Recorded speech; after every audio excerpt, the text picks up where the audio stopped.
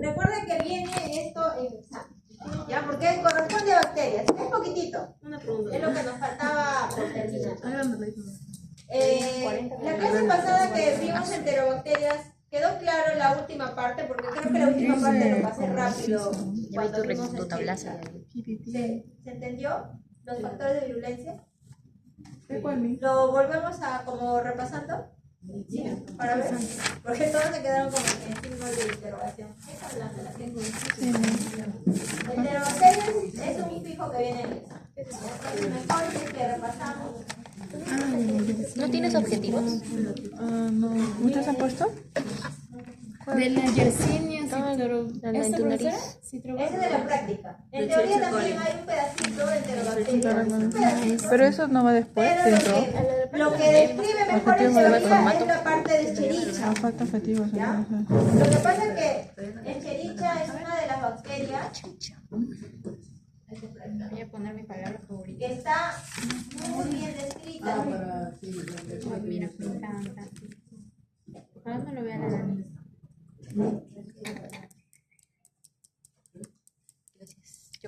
Toda la primera parte que hemos visto es genética bacteriana, estructuras bacterianas, metabolismo bacteriano. Toda esa primera parte que hemos visto, todo básicamente ha sido estudiado en el género Escherichia. Escherichia es una de las bacterias que está bastante estudiado. Se saben muchas cosas de esta bacteria y es por eso que es una enterobacteria importante. Ya sabemos en qué agar puedo yo ver Escherichia. En agar macón. En agar sangre. ¿Agar macón qué? En agar macón, que es un medio específico para Escherichia, ¿no?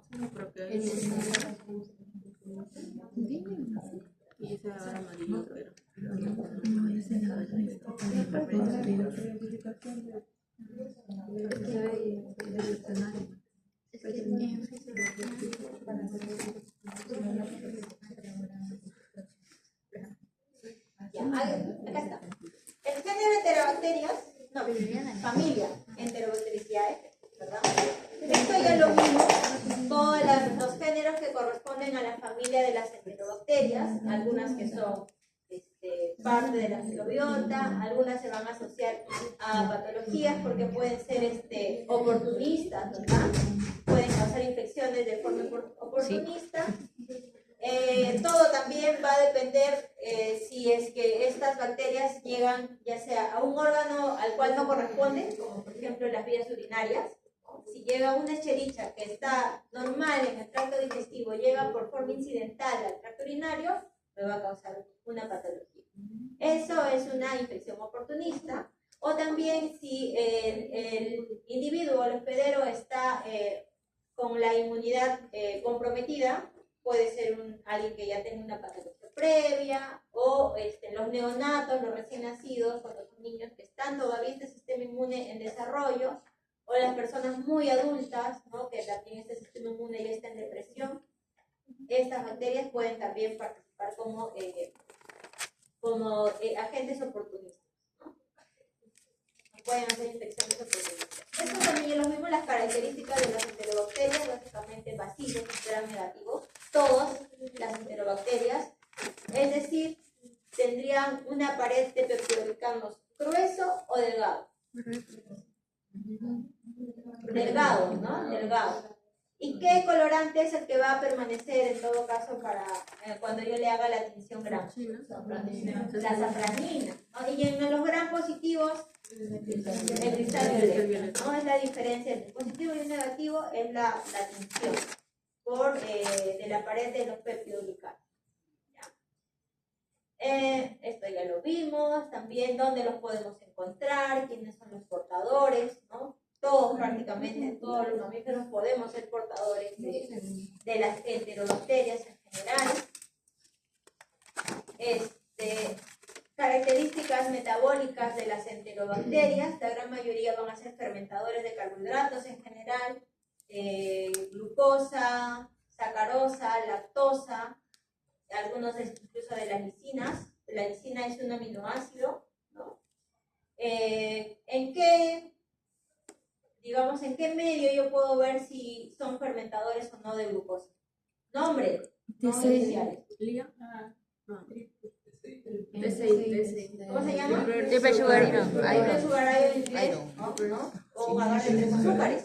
El agar de 3 azúcares. Y ahora sí tienen que aprenderse ya el nombre. Se supone que esa primera parte ya se lo saben, por eso no viene en el examen. ¿Ya? Algunas van a poder ser, bueno, son anaeróbicos facultativos, es decir, crecen con o sin oxígeno, ¿verdad? Agares específicos o selectivos para enterobacterias tenemos varios, ¿no? Depende mucho también del laboratorio que los comercialice, ¿no? Tenemos por ejemplo, el agar eosinazol de metileno, en las cuales vamos a poder ver las enterobacterias en general que van a ser gram negativos. Va a seleccionar solamente el crecimiento de los gram negativos, ¿no? Y en este caso, lo que sí vamos a poder ver, lo específico de este agar es que cuando crece la enterobacteria va a tomar esa coloración media azul verdosa, ¿no? Entonces eso nos ayuda a identificar a las enterobacterias. Me hice una pregunta. ¿Las enterobacterias es una familia o es otro tipo de bacteria? No, las enterobacterias es una familia. Por ahí te puedes confundir con el enterobacter, que es un género. Es un género. El enterobacter es un género que pertenece a la familia de las enterobacterias. Más aspectos bioquímicos de las enterobacterias son catalasa positivas. No sé cómo les ha ido a aquellos que están buscando coli, salmonelas, ¿sí? ¿Bien? Oxidasa negativas, ¿bien? Entonces van bien. Fermentadores de glucosa, muy bien. Entonces por ahí han estado viendo bien. Ahora en el agar McConkey no solamente vamos a poder apreciar, digamos, el crecimiento típico de las coli que cambian de color, ¿no? Sino también podemos ver en algunas enterobacterias que hacen fermentación de lactosa. También va a haber este cambio de coloración, ¿no? Seguramente en algún momento también han visto que su agar McConkey ha cambiado de coloración. Y eso se debe a la fermentación de la lactosa. ¿Ya? Depende de la característica de la enterobacteria. Dato curioso. Las que no fermentan lactosa va a virar, ¿no? ¿Verdad? Se va a volver al medio ácido.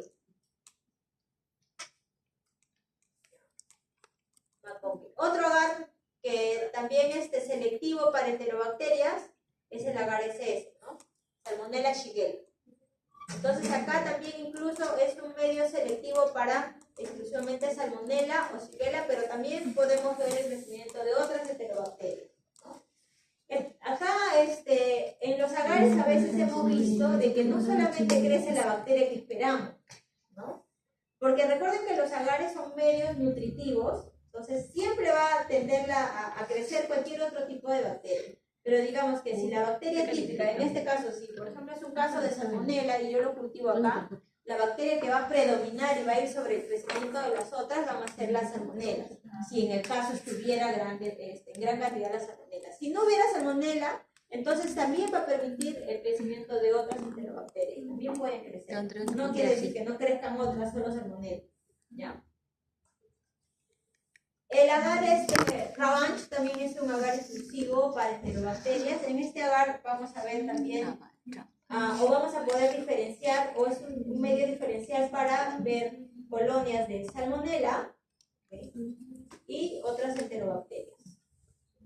Sobre todo aquellas que forman parte de las llamadas coliformes. Los coliformes van a tener colonias azules, con sus características que tiene, y las salmonelas en rosa, colonias rosas.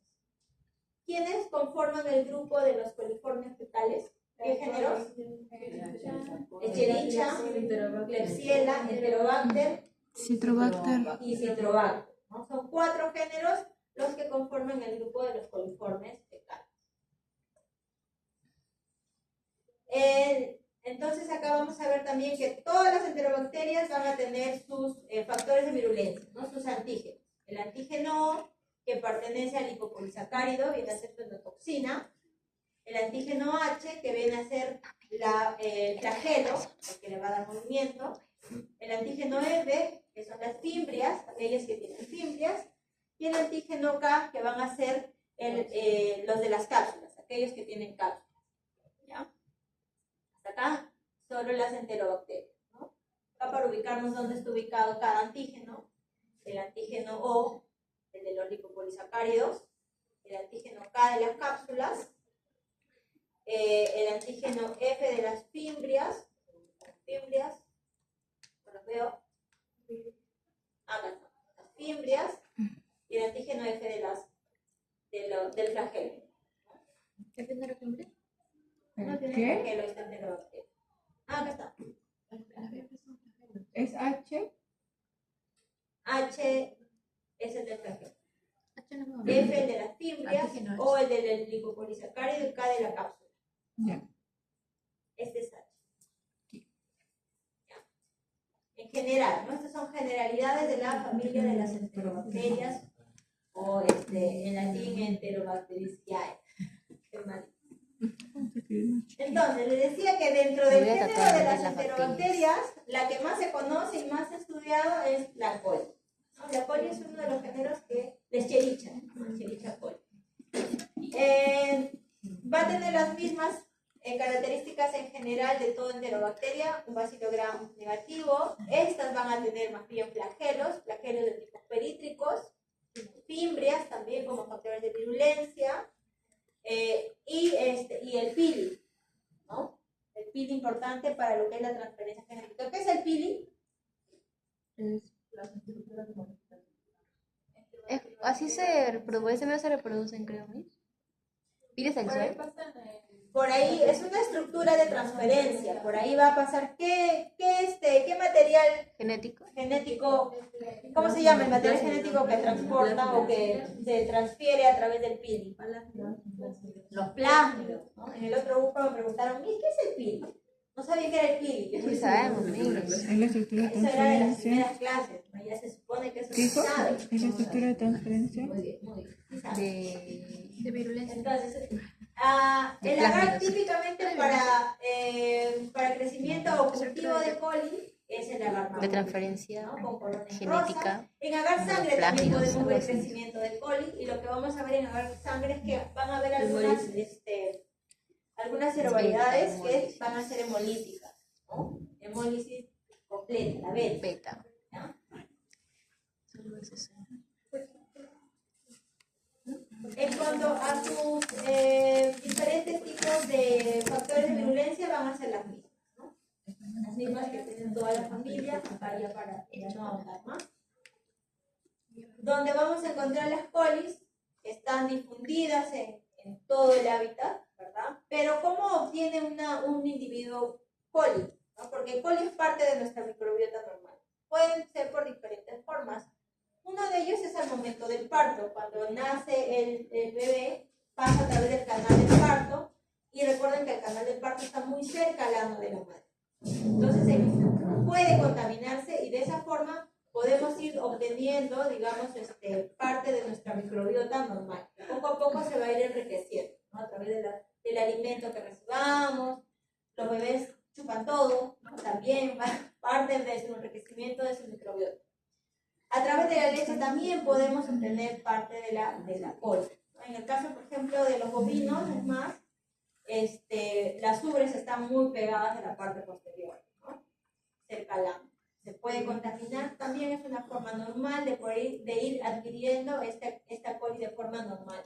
A través del calostro, a través de estas formas uno va a ir colonizando nuestra microbiota intestinal. No solamente coli entrará, también entrarán otras enterobacterias, parte de la microbiota. Pero pueden causar también, no solamente van a ser normal, de forma oportunista las infecciones, ¿no? Les decía, por un tema de estrés, sistema inmunodeprimido, o si llega a otro órgano al cual no corresponde, ¿no?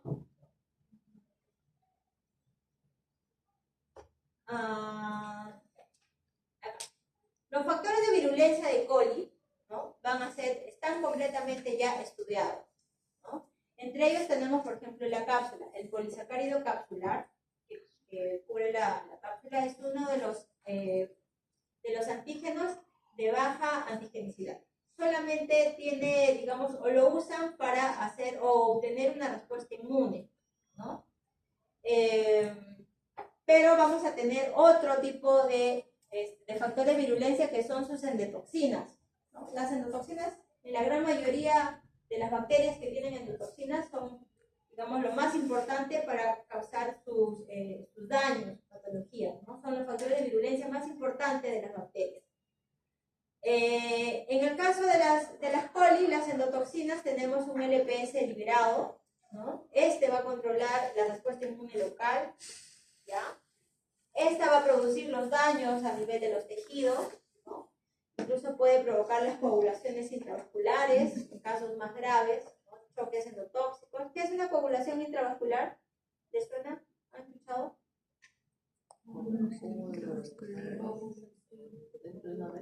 Dentro de una vena, ¿no? Intravascular es porque está al interior de un vaso sanguíneo, ¿ya? Una vez que hace daño al enterocito, el enterocito, ¿célula de qué tejido es el enterocito? Intestinal. Hace daño al enterocito y puede pasar a nivel vía de sanguínea. Cuando llega a vía sanguínea y daña también, digamos, el epitelio de los vasos sanguíneos, puede ir causando estas coagulaciones. Como se va diseminando, se va dañando, va a causar la diseminación y una coagulación intravascular diseminada, ya cuando los casos son mucho más graves, ¿no? Producto de las endotoxinas. Otra, acá también vamos a ver que se han ya detectado diferentes tipos de plásmidos que codifican estas estructuras fimbriales adhesinas, ¿no? Estas estructuras que son las que se permiten fijarse en los tejidos. Los plásmidos que se han encontrado, el plásmido K88 se ha encontrado en cerdos, el K99 en bovinos, este plásmido 977 en lechones y F48 en bovinos. Son los plásmidos que han sido encontrados que van a producir las adhesinas fimbriales, ¿ya? Tenemos también otra que es la adhesina de la íntima, ya que estas también van a hacer daño a los enterocitos o van a provocar septicemias. También es otro factor de virulencia. Cuando llega, cuando llegan las bacterias a nivel del sistema sanguíneo, se denomina septicemia. ¿Ya? ¿Esa va a ser una característica o un factor de virulencia? Son factores de virulencia. Esto de acá. La adhesina. Adhesina y timina se llama. Estas son las fimbriales, estas son las intiminas.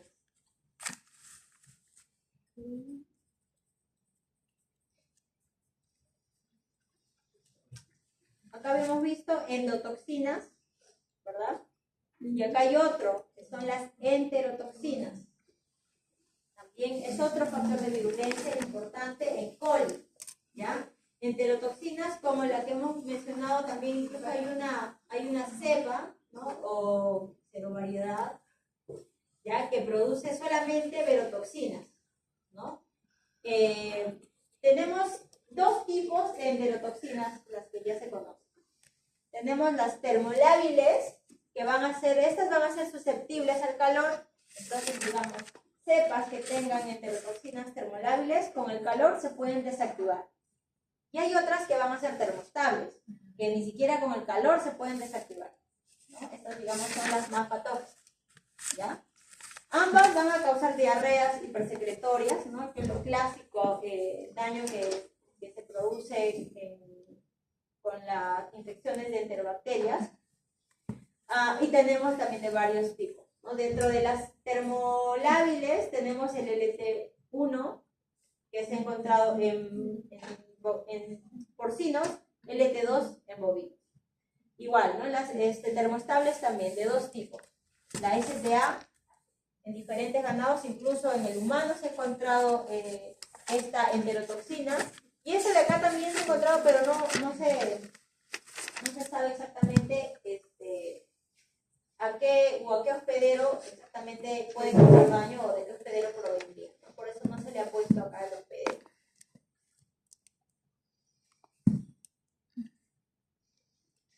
Las verotoxinas es otro grupo particular que son parte de las enterotoxinas, ¿ya? Y estas son las más peligrosas.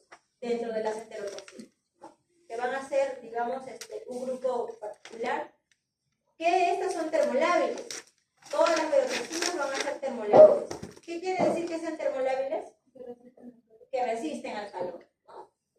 Estas pueden entrar incluso al torrente sanguíneo, van a causar el daño vascular, también una diseminación de las coagulaciones, pueden incluso llegar al sistema nervioso en algunos casos, ¿no? Cuando los casos van aumentando, esto se va a ir incrementando también. Y en cerdos produce la llamada colibacidosis, ¿no? Que hemos visto. Dentro de estas, de las enterotoxinas, también vamos a ver otro grupo de enterotoxinas llamadas los factores necrosantes citotóxicos, ¿no? Entonces hemos visto dentro de las enterotoxinas varias, algunas que son termolábiles, termoestables, LT1 y LT2, STA, STB, las verotoxinas, y ahora estamos viendo otra, ¿ya? Que son los factores necrosantes citotóxicos, ¿ya? Dentro de las enterotoxinas. Esto, pero principalmente es encontrado en los cerdos, principalmente en cerdos. Dentro de estas dos también. ¿Quiénes los codifican? El cromosoma va a codificar al factor necrotizante citotóxico 1 y el plásmido va a codificar al factor citotóxico necrotizante 1. Esto sí, ya lo saben, ¿no? Entonces, tras ya el reconocimiento de los factores de virulencia, se hacen las agrupaciones de que tuviera cada serovariedad. Cada serovariedad va a tener diferentes componentes de estos factores de virulencia. Y se hace esta clasificación que ya lo conocemos. Profesora, ¿esas son cepas o Estas de acá. son cepas? ¿No? Son cepas o serovariedades. Son factores de virulencia. No, los factores de virulencia son estos esas, de por acá. ejemplo. Y los otros son Son cepas. 5 factores de virulencia. ¿Y cuántos cepas? Polisacáridos, endotoxinas, adhesinas fimbriales, adhesinas intiminas y las heterotoxinas. Esos son factores de virulencia. Con estos factores de virulencia recién se arma la clasificación. Cada una va a tener una sí, otras no, dependiendo de qué factores de virulencia tenga cada una, se hace la clasificación. ¿Ya? Ahí. Ya, entonces, esto también ya sabemos que la clasificación ya lo sabemos, ¿no? Pero era más que nada para saber por qué o cómo se clasifican estas enterobacterias o estas Listeriosis. La enteropatógena, que son todas, abarca a todas las cepas. Las enterotóxicas son las que producen las toxinas, dentro de ellas vamos a tener incluso a las específicas que son las verotoxinas. Las adhesinas, las polisadhesinas, ¿no? Que tienen como factor importante de virulencia tener las adhesinas fimbriales o las adhesinas intiminas, y las enteromorrágicas, ¿no? Las enteromorrágicas que van a tener también a lo mejor enterotoxinas. Estas sí, las enteromorrágicas son las que puede llegar incluso a hacer daño hasta llegar al vaso sanguíneo y poder producir hemorragias invariantes. Acá lo principal de las enteromorrágicas es que es el principal causante de diarreas en niños pequeños, ¿no? Y en el caso de esta cepa, por ejemplo, que es una cepa de enteromorrágicas, la O157H7, se ha encontrado de forma normal o natural en el ganado bovino, ¿no? El ganado bovino, reservorio natural, ¿ya? Y son los niños los que sí pueden hacer patologías importantes. Esto en el caso de Chericha, no sé si quedó claro. Sí. Dice, entonces, dentro de cada factor de virulencia tiene su serovariedad. No. Los factores de virulencia son los que van a ayudar a hacer esta clasificación de serovariedades. Cada serovariedad va a tener diferentes factores de virulencia. Ok. ¿Se entiende? ¿En español? No, mi. ¿Cada qué? Cada cero. O sea, esas son las clases en las que se divide el factor de virulencia, algo así. No. Los factores de virulencia son en general. Lo más. Claro, esa es una clasificación, digamos, de como si tuvieran las partes de una coli en general, ¿ya? Polisacáridos, algunos van a tener más cápsulas, otros no, algunos van a tener endotoxinas, otros no. Acá estamos en general hablando de las 5 factores de virulencia que se han encontrado solo en coli. Si algunas tuvieran, por ejemplo, más, como factor de virulencia más importante las enterotoxinas, entonces a este grupo que tiene más enterotoxinas como factor de virulencia, se las clasifica como las cepas de las enterohemorrágicas o las enterotóxicas. ¿Ya?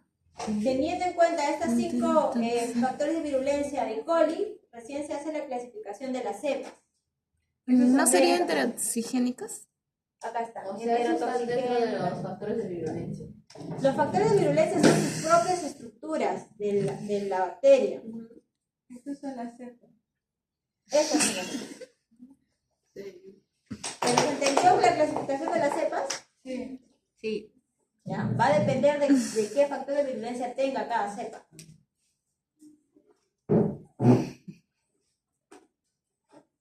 Muy bien, chicos. ¿Tendrán dudas? ¿Sí? Ay, ya tenía que casar. Las entiendo, chicas. Y ahora sí, vamos entonces a ver la clase de hoy, que es rápido. Pero, Creí que esta era la clase. como para terminar un poco la clase de bacterias. Vamos a ver lo que es biología y patogénesis de bacterias de un grupo que nos falta de gram positivas y de un grupo que nos falta de gram negativas, pero en este caso ambas van a ser intracelulares, ¿no? O sea, van a parasitar o van a hacer daño a nivel del interior de la célula. ¿Ya? ¿Qué otra bacteria intracelular conocemos? Mañana es examen de un grupo. ¿Qué dijo? Bacteria intracelular. La toxoplasma. Esa no es bacteria. Bacteria.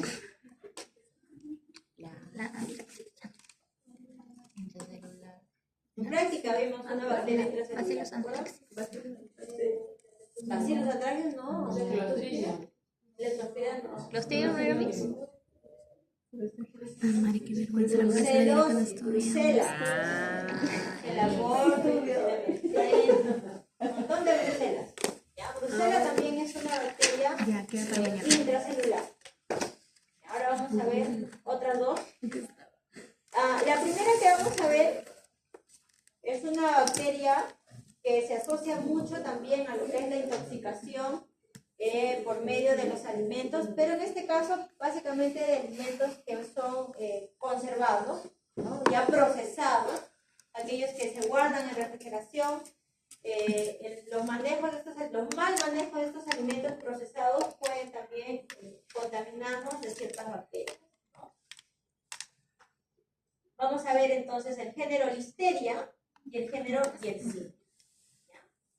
Yersinia más que nada por un tema de conocimiento general, porque Yersinia es una bacteria histórica. Dentro del género de la Listeria, la más importante, la que causa la gran mayoría de patologías intestinales, va a ser la Listeria monocytogenes, la especie monocytogenes. Esta es una bacteria, es un bacilo, ¿no? Pero es un bacilo gram positivo, ¿ya? De los bacilos gram positivos, ¿cuál es otro bacilo gram positivo que hemos visto en clase? Antrax es gram positivo, bacilo gram positivo. Otro, ¿La salmonela? Clostridium. Salmonella es gram negativo. Es enterobacteria la salmonella. ¿Ya? Este es otro grupo de las gram positivas. ¿Ya? Son muy pocas las bacterias gram positivas, ¿no? Sobre todo bacilos gram positivos son pocos. La gran mayoría de los positivos están dentro de las focáceas, pero de los bacilos son poquitos. Esta bacteria es un anaerobio facultativo, ¿no? Crece muy bien con oxígeno, pero su característica es que es intracelular. ¿Ya? Es una bacteria muy resistente, puede resistir muy bien temperaturas bajas y crecer muy bien, miren, hasta menos 14 grados centígrados, hasta, se multiplica muy bien hasta los 4 grados centígrados. Eso quiere decir que nuestra refri está más o menos a esta temperatura, 4 o 5 grados, la refri, ¿no? Nuestra conge está también a esto, ¿no? en los 20, por ahí el más frío. Tranquilamente en nuestra refri se puede cultivar muy bien la listeria, ¿no? Hay que tener cuidado. Entonces sí puede pasar de que sí nos podemos contaminar comiendo alimentos no muy bien guardados dentro del refri. Es una bacteria ampliamente difundida, ¿no? Podemos encontrarlos en los suelos, en las verduras, en los peces y también en las carnes de los animales de producción, ¿no? Bovinos, carne bovina, carne de aves, embutidos, también se ha visto mucho en embutidos, en leches no pasteurizadas también se ha visto contaminación de listeria. Dentro de sus características generales vamos a ver que es una bacteria catalasa positiva. Si lo cultivamos en agar sangre, vamos a poder ver que es una bacteria hemolítica, hace una beta-hemólisis, ¿no? Y dentro de sus factores de virulencia, ¿ya? Que son, digamos, como parte de sus estructuras que van a hacerlo responsable de hacer daños en los tejidos, ¿ya? Vamos a ver que tienen unas estructuras denominadas actinas, que son parecidas a como si fuera una fimbria. No son necesariamente una fimbria, son unos filamentos que lo que sí le va a dar mucho movimiento a la bacteria, va a hacer que esta bacteria sea móvil. Y el tipo, estos parecen unas colas de cometa, como esas colitas de cometa, pero tiene varias, y por eso le llaman cohetes de actina, ¿no? Porque son varios filamentos que se mueven todas juntas, tienen mucha motilidad, y le denominan cohetes o cometas o colas de actina. Esa es la estructura, ¿no? Su estructura, ajá. Pero estos cohetes de actina también le va a dar factor de virulencia, porque gracias a va a poder infectar a otras células, ¿no? Eso lo vamos a poder ver dentro de la célula. Eso le ayuda a poder infectar a otras células, perdón. El movimiento que tienen estos es en circular, ¿no? Cuando a lo mejor si tengan alguna vez la oportunidad de ver en algún gramo así, en algún aislamiento que hagan, van a ver que la bacteria gira a su alrededor, ¿ya? Y ese movimiento que hace alrededor se le denomina sampling mobility, ¿no? Diferente a lo que vimos en Proteus. ¿Se acuerdan en Proteus que tenía otro tipo de movimiento? Como en ondas, ¿no? Era espiral. ¿En espiral? No, ese es como o sea, me refiero a cuando lo vimos en el agar. Ese es como en ondas. ¿Ya? Estos también tienen motilidad. Estos se van a mover en su mismo eje, ¿ya? Sampling mobility. Volteretas. Gran negativo. Muy pocas bacterias gran positivas, perdón, van a tener dentro de su estructura de sus factores de virulencia endotoxinas. ¿Dónde está ubicada la endotoxina de las gram negativas? En el LPS, ¿no? En el lipopolisacárido, ¿ya? En el lipopolisacárido vamos a encontrar las endotoxinas.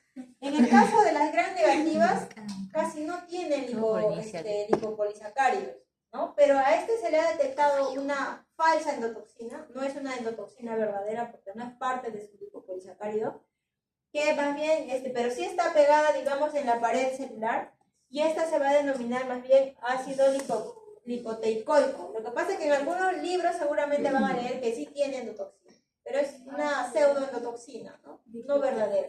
Que más bien, en vez de ser una endotoxina, es un ácido lipoteicoico, ¿ya?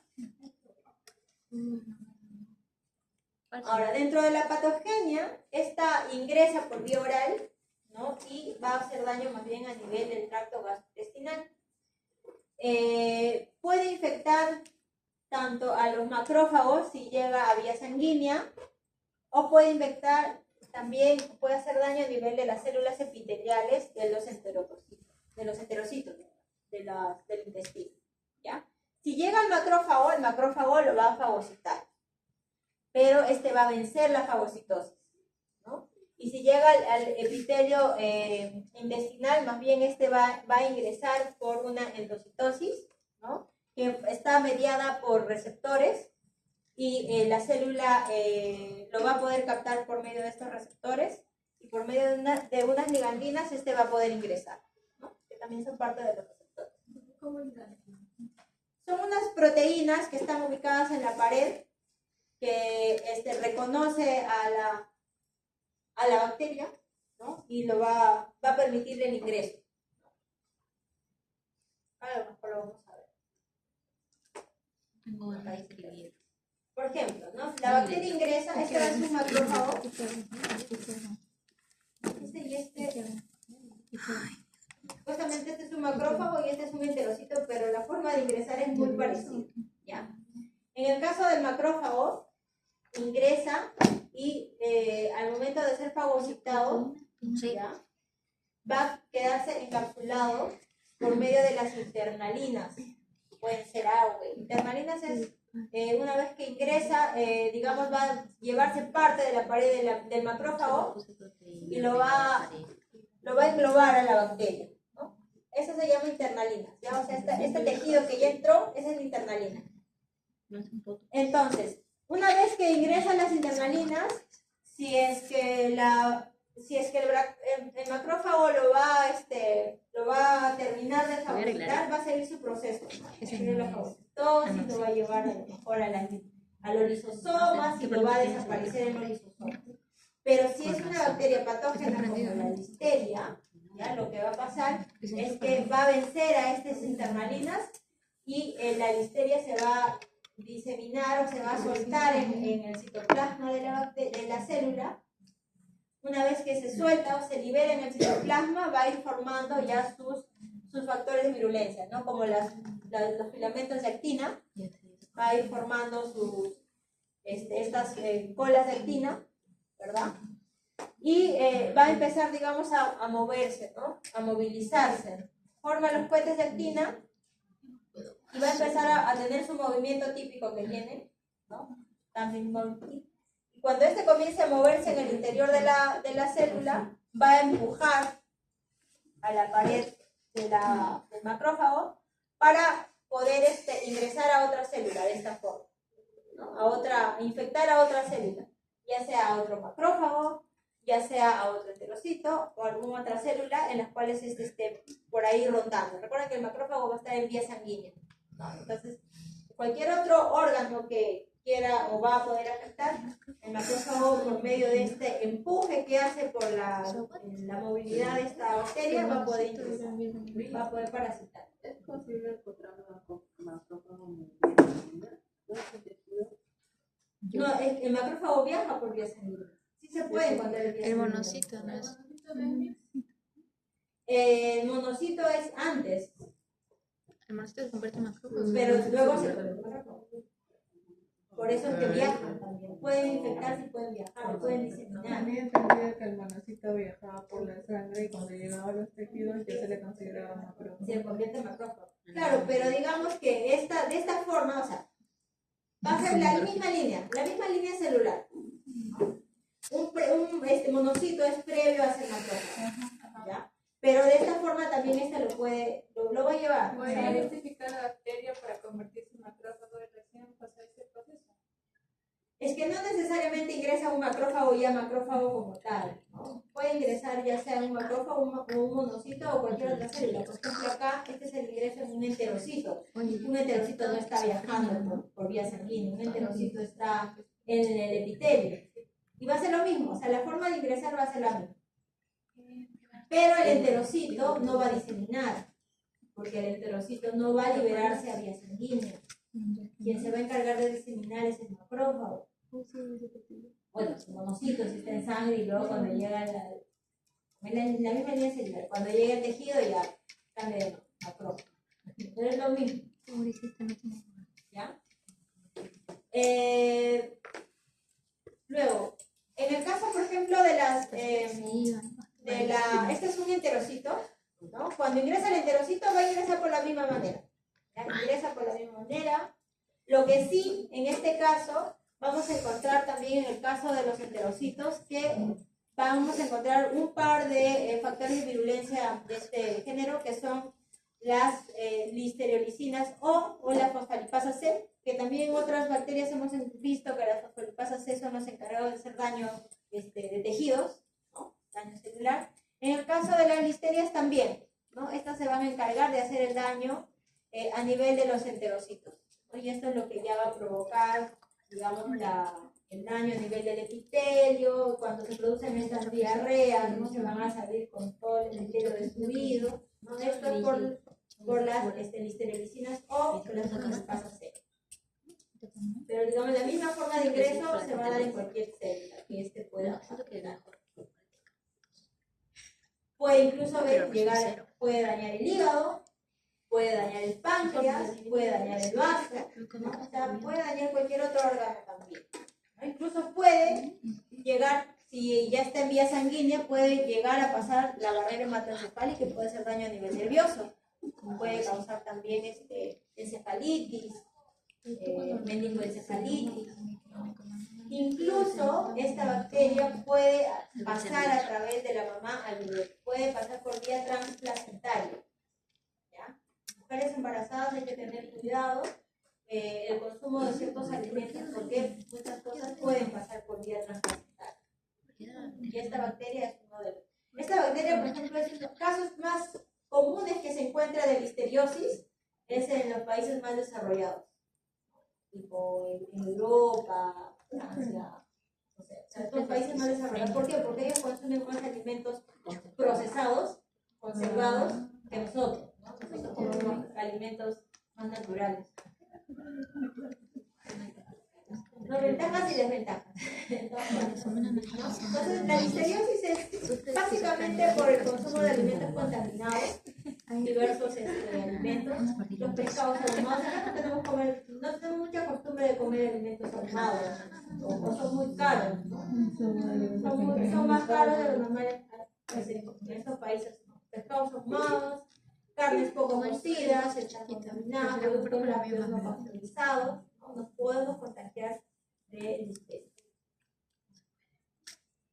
Los signos clínicos de esta bacteria son, en algunos casos, en el mejor de los casos, puede pasar desapercibido, por ahí a lo mejor un dolor de estómago, la diarrea un día, y luego ya tu mismo sistema inmune combatió la listeria, ¿no?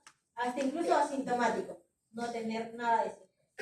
En otros van a ser síntomas muy generales, pueden tener un malestar general como si tuvieras una gripe, ¿no? Lo puedes confundir con una gripe. Y algunos síntomas gastrointestinales, dolor de estómago, como te decía, a lo mejor una diarrea un día, o fiebre, ¿no? Y al día siguiente ya tu cuerpo ya lo combatió, ¿no? Algo leve cuando estamos bien con el sistema inmune, ¿no? Cuando estamos bien con el sistema inmune. Pero, digamos, si son pacientes o personas vulnerables, los grupos vulnerables pueden ser los lactantes, niños en formación todavía con el sistema inmune, ancianos también, sistema inmune debilitante, personas que tengan otro tipo de patologías que comprometan al sistema inmune, embarazadas, precisamente porque en el caso de las embarazadas el problema de esta bacteria es que puede pasar vía transplacentaria. Cuando al momento del nacimiento también puede haber una contaminación urovaginal. Y en estos casos se ha visto en neonatos que se encuentran unos granulomas infantisépticas que llaman. Niños con septicemia. Niños recién nacidos, los neonatos son los recién nacidos. Granulomas infantisépticas. Puede ser una sepsis y unos granulomas. Eso ya es casos muy complicados, ¿no? Biogénicos. Granulomas biogénicos que pueden producir pus.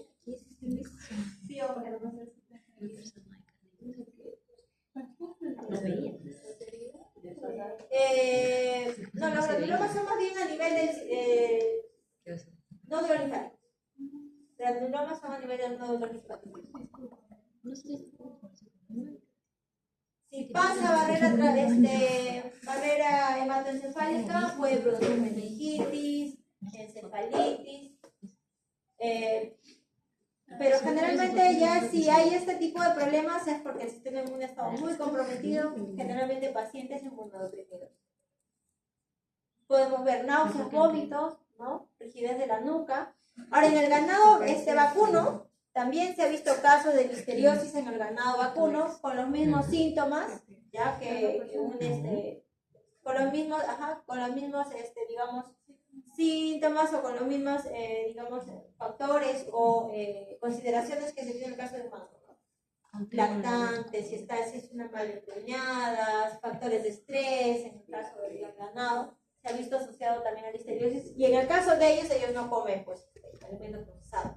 En el caso de ellos es por ensilados contaminados, sobre todo en aquellas crianzas intensivas, que se suele dar ensilados, ¿no?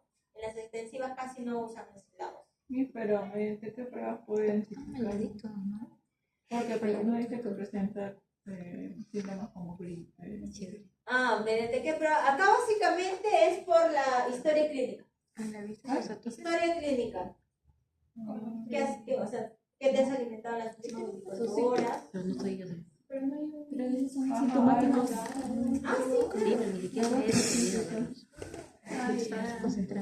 Hemocultivos. ¿Ya? Si ya se sospecha de que, en general también es esto, ¿no? Porque si tú sospechas de que se trata de una bacteria, le puedes hacer un hemocultivo teniendo una historia clínica y ya tú te vas, digamos, vas direccionando la sintomatología hacia la enfermedad o la génesis, ¿no? Si estás sospechando, le puedes hacer un hemocultivo, agarrar un poquito de sangre del paciente y lo pasas a hacer un cultivo, ¿no? Por ahí ya vas a tener el aislamiento de las colonias, lo mismo que hemos hecho. Agarras la colonia, lo pasas a teñir, por eso se lento. En agar sangre, ¿no? En agar sangre. Si estás sospechando ya de problemas de síntomas nerviosos, se puede incluso tomar la muestra con una punción lumbar y sacar líquidos cefalorraquídeos. Cuando sospechan que síntomas que yo creo que es sistema nervioso. Cuando ya está claro, líquido cefalorraquídeo cuando tienes problemas de sistemas nerviosos. Ahora esto es en el caso, básicamente la historia clínica es muy importante, ¿ya? En el caso de diagnóstico microbiológico se suele hacer todo esto, y como no es una enfermedad que te lleve directamente a la muerte, o sea, no es rápido, no es súbito como en el caso de otros agentes, entonces sí se podría, digamos, hacer un proceso de algo lento, pero si quieres algo más rápido, a lo mejor sí existan ya pruebas serológicas, pero estas pruebas serológicas a lo mejor, no sé. La verdad no tengo idea si es que son caras o no. Pero un método microbiológico sí se hace. Más bien. Los tratamientos también se ha visto que ceden muy bien a ampicilinas, a fentanicinas por vía endovenosa. Si así se detecta, es por vía endovenosa. Si en este caso detectamos que los pacientes son alérgicos a ciertos antibióticos, podemos usar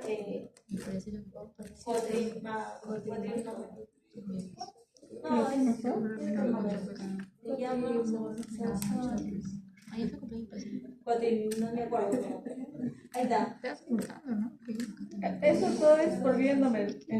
Por vía endovenosa. El tratamiento de esto es por vía endovenosa. O eritromicina, si en todo caso,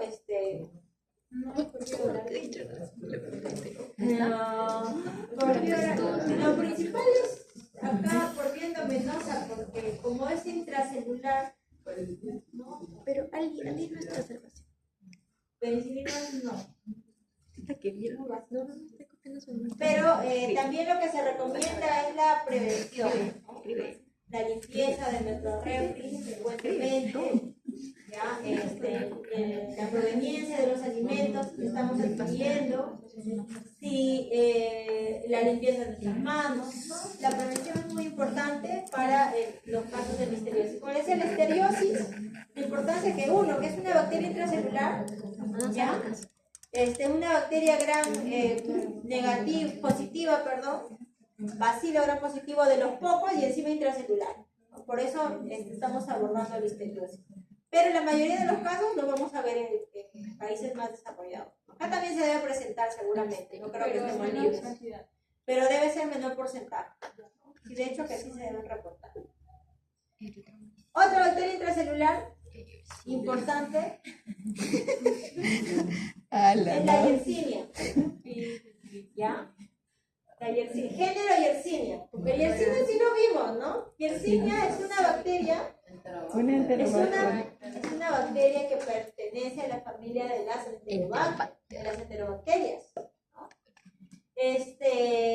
Vamos a ver principalmente la Yersinia pestis. Hay otras también que son otras especies, pero la pestis es una de las más importantes porque la pestis es la encargada, causante de muchas pandemias.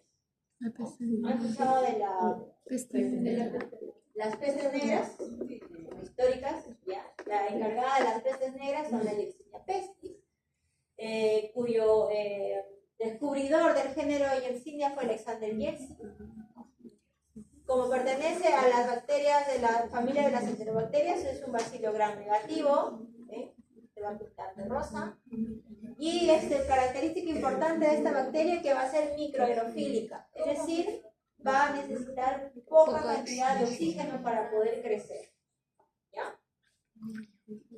También es una bacteria resistente a diferentes temperaturas. Miren, puede resistir de menos 2 grados centígrados hasta 45 grados centígrados, no es menos, hasta 45 grados centígrados. Tiene un rango bastante amplio para poder crecer. Entonces lo podemos encontrar en diferentes lugares en los cuales las temperaturas pueden oscilar entre estas, ¿no? O en diferentes estaciones del año también. Por eso fue pandemia, ¿no? Por eso fue pandemia. Sí, una de sus características fue por eso, ¿no? Va a ser ureasa negativa y catalasa positiva. Son bacterias que van a ser sin cápsulas, no presentan esporas, lo que sí, tampoco movilidad, son bacilos sin flagelos. Lo que sí es el que no tengan cápsulas, no tengan esporas, no quiere decir que sea menos peligroso, ¿no? De hecho, van a tener otro factor de virulencia que sí les va a dar la patogenicidad. Son consideradas bacterias comunitarias porque la mayoría de los casos en la actualidad, ¿no? En la actualidad ya más bien están asociadas, los brotes que se dan de vez en cuando, siempre se dan brotes, van a estar asociadas a ciudades o a lugares rurales, ¿no? A estos lugares donde están muy alejados de la ciudad, personas en condiciones de escasos recursos, y además lo que se asocia mucho también es si en ese lugar hay una gran cantidad de roedores, ¿no? Los roedores están muy implicados en la presentación o en los brotes de Yersinia pestis. Puede crecer muy bien en agar maconque y en agar chocolate, como ven acá, ¿no? Incluso para poder tener un buen crecimiento, a veces son algunas bacterias algo exquisitas para crecer, los podemos enriquecer con sangre de oveja. Crece a una temperatura de 28 grados centígrados y en un rango de pH alcalino, ¿no? Desde 5 ácido hasta 9.6, ¿no? Bien amplio. Este es un agar chocolate y miren, en el agar chocolate crece colonias típicas de Yersinia, son colonias planas, de bordes irregulares, medianas, no son muy grandes. Yo he visto crecimiento de Yersinia, pero no de la pestis, ¿no? Sino de otra especie, porque en cuyes también vamos a encontrar Yersinia, pero la de cuyes es la Yersinia pneumoniae, que afecta a nivel sistema respiratorio. Uno de los vectores importantes para la diseminación de la Yersinia, más que los roedores, porque los roedores participan más bien como reservorios, ¿ya? Pero como el vector principal son las pulgas, la pulga humana, principalmente la especie Xenophis chovis. Dentro de los factores de virulencia vamos a ver que tiene un antígeno de cubierta llamada F1. Vamos a encontrar también una proteína en la membrana externa, que también es parte del factor de virulencia, antígenos B.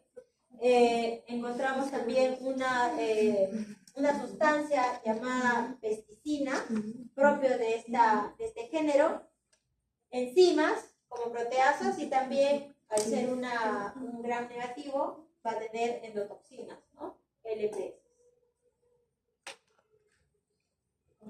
Vías de transmisión, podemos tener diferentes vías de transmisión. Una puede ser por vía respiratoria, pero siempre y cuando, digamos, la persona que está infectada, ¿no? Y haya tenido una infección por vía, o ya esté, digamos, afectando los pulmones, y esta persona tosa, ¿no?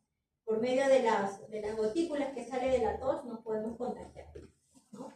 Solo así puede pasar una infección, una transmisión respiratoria. La principal transmisión es por medio de la picadura del vector, de la pulga, ¿no?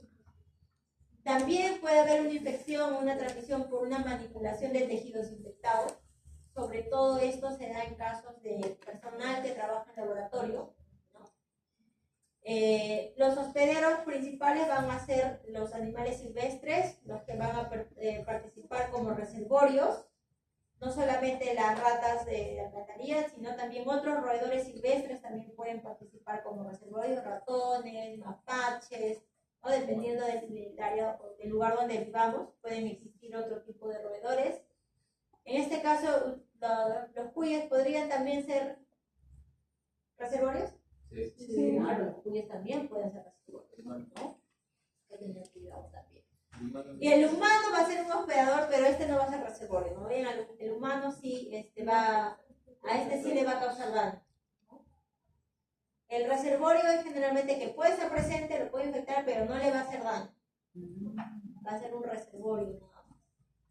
Y el vector principal, la pulga, es de la especie Xenophila cheopis, que es la pulga humana. Una pulga que no tiene sus tenidios. ¿Se acuerdan que eran los tenidios, no? Sí. Los penecitos. No tiene nada, miren, las pandemias que han sucedido. Primera pandemia en el 542, fue Cristo. Segunda pandemia en 1347, tercera pandemia en 1894. Y esta pandemia de 2020. Pandemias. El vector puede viajar de Y de 2020. Ecuador hasta Claro. La pulga. O sea, acá lo principal es el vector. El vector. Si el vector primero pica, digamos, a una persona infectada, luego lo va a picar a un roedor, ¿no? Y luego el roedor va a quedar, digamos, dentro de su sistema circulatorio, viviendo por ahí en la Yersinia. Viene otra pulga limpia, pica a este roedor y ya va a quedar como vector. Salga la mano y gato y perro. Sí puede pasar, sí puede pasar. ¿Cómo? No todos los roedores tienen. Actualmente ya no, porque ya actualmente esto se ha controlado, ¿no? Pero, o sea, por eso se asocia mucho a aquellos lugares donde hay una gran cantidad de roedores, sobre todo lugares muy alejados, zonas pobres, ¿no? En las ciudades ya casi no podemos tener pulgas, podemos tener roedores, pero digamos, no es en esa misma cantidad que si estuviera presente en lugares en los cuales no hay control de nada. Acá tenemos un buen sistema de salud, lo combatimos, lo desaparecemos y ya. Alérgica a todo, ¿eh? Las vías de ingreso, les decía, pueden ser uno por medio de la tos, por vía respiratoria. Siempre y cuando esté contagiado. Siempre y cuando esté contagiado el pulmón. Si está comprometido el pulmón, alguien puede toser, te tose y te contagia, ¿no? Y puede producirte una infección respiratoria, neumonías. Pero si te pica la pulga, ¿no? El ingreso de la pulga va a ser ya sea por vía sanguínea o ya sea por vía linfática. Puede tener dos vías. ¿Ya? Si una pulga te pica, puede ingresar por dos vías la Yersinia. Si va a vía linfática, a donde va a atacar es a los nódulos linfáticos. Y van a hacer daño a nivel de los nódulos linfáticos. ¿Qué daños va a hacer a nivel de los nódulos linfáticos? Va a producir un edema, congestión, hemorragias en los nódulos linfáticos, incluso hasta necrosis. Ya se han visto Muerte celular. casos en los cuales va a haber muerte celular, que las personas comienzan a oler mal, no tienen heridas ni nada, pero ya de por sí comienzan a oler mal, ¿no? Precisamente porque en el interior está produciéndose la necrosis, ¿no? Inflamación, dolor, hipersensibilidad, ¿no? Al estar inflamado estos nódulos linfáticos, principalmente las apicales, acá las axiales, las inguinales, ¿ya? No solamente va a haber una inflamación, sino como se está necrosando, va a tener una coloración oscura, negruzca. Incluso el paciente va a ir tomando esa coloración oscura de los nódulos linfáticos. Entonces vamos a ver pacientes que van oscureciéndose también a nivel de la piel. Si va a vía sanguínea, en vía sanguínea no solo se va a diseminar a los nódulos, también se va a diseminar a otros órganos. Puede irse al hígado, puede irse al riñón, y los signos clínicos van a ser también ya muy variables. ¿Ven? Puede producir fiebres, letargos, postraciones, delirios, fiebres altas, ¿no?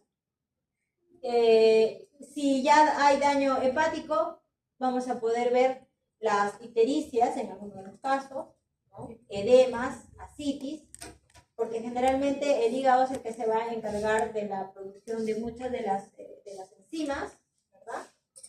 Si, digamos, si llega a este nivel y el paciente todavía sobrevive, este puede seguir haciendo más daño.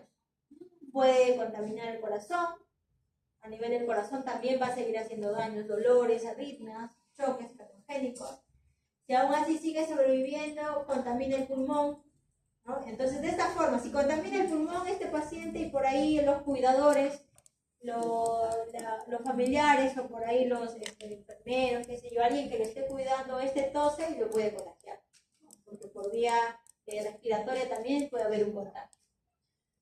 Va a provocar también daños, muchos signos clínicos a nivel del sistema respiratorio, tos, taquipnias, dolor, disneas, hemiptasis, ¿no? Incluso puede toser con sangre, ¿no?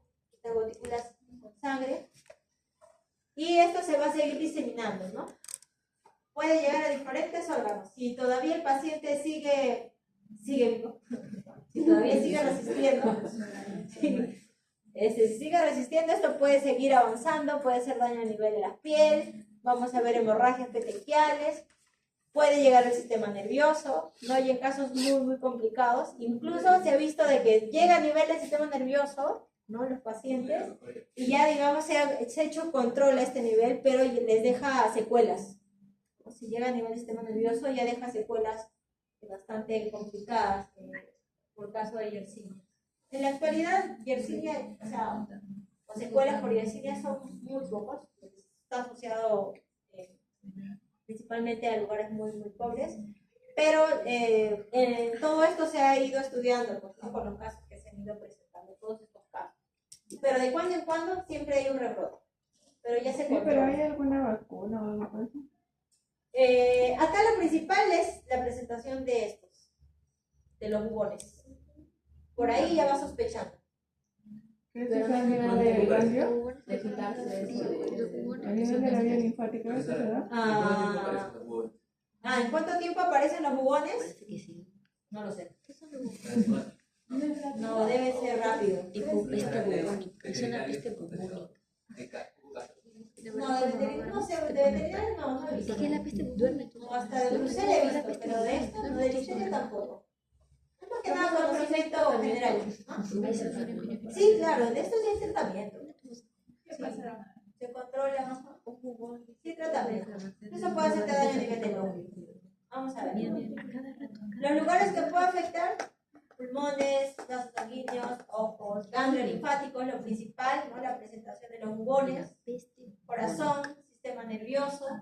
Les decía, no solamente van a estar como reservorios los roedores, las ratas, sino también otros tipos de roedores silvestres, ¿no? Las marmotas, mapaches.